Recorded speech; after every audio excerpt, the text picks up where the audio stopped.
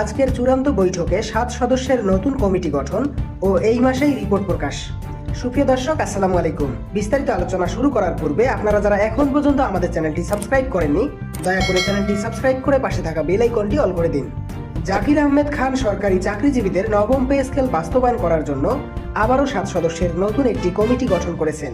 সরকারি চাকরিজীবীদের দীর্ঘদিনের দাবি ছিল নবম পে স্কেল বাস্তবায়ন করা।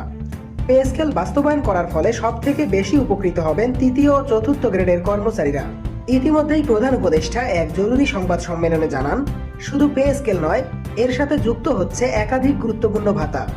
এর মধ্যে বেশিরভাগে উল্লেখযোগ্য হচ্ছে চিকিৎসা ভাতা ও বাড়ি ভাড়া ভাতা, যা সরকারি কর্মচারীদের আর্থিক স্বস্তি বাড়িয়ে দেবে। নতুন কাঠামো অনুযায়ী সরকারি চাকরিজীবীদের বেতন বৃদ্ধির পাশাপাশি প্রতিটি গ্রেডের জন্য আলাদা ভাতা নির্ধারণ করা হয়েছে।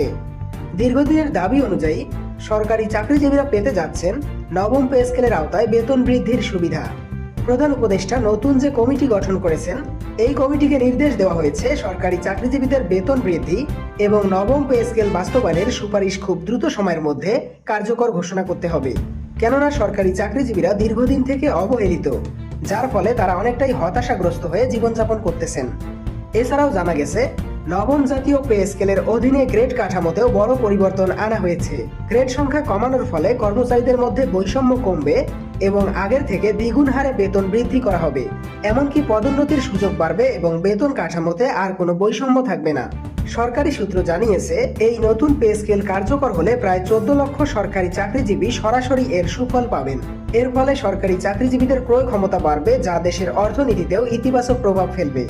5 সদস্যের নতুন কমিটির মাধ্যমে নবম পে স্কেল কার্যকরের চূড়ান্ত বৈঠকের আয়োজন করা হয়েছে।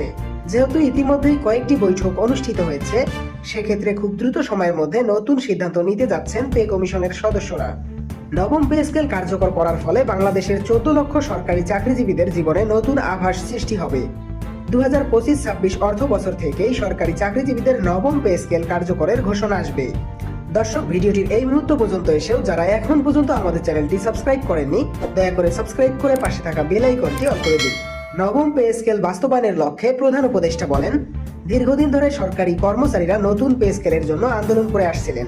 এই সিদ্ধান্ত তাদের দীর্ঘ প্রতীক্ষার অবসান ঘটাবে এবং সরকারি চাকরিতে নতুন উদ্দীপনা তৈরি করবে। শেষে তিনি বলেন, আমরা চাই দেশের প্রতিটি সরকারি চাকরিজীবী ন্যায্য পারিশ্রমিক পান, যাতে তারা পরিবার ও দেশের জন্য আরো ভালোভাবে কাজ করতে পারেন। 15 সেপ্টেম্বরের মধ্যে নবম জাতীয় পে স্কেল কার্যকর হবে, এ ব্যাপারে কোনো বিলম্ব হবে না।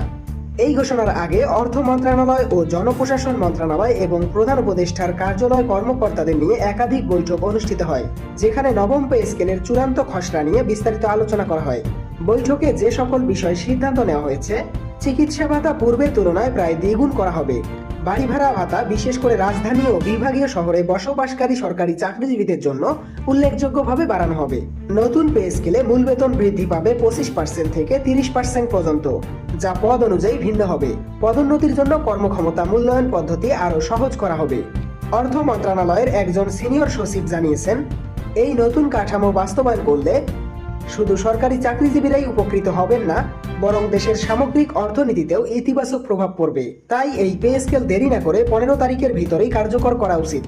দর্শক, আজকের ভিডিওটি এই পর্যন্তই। আশা করি ভিডিওটি থেকে অনেক উপকার পেয়েছেন।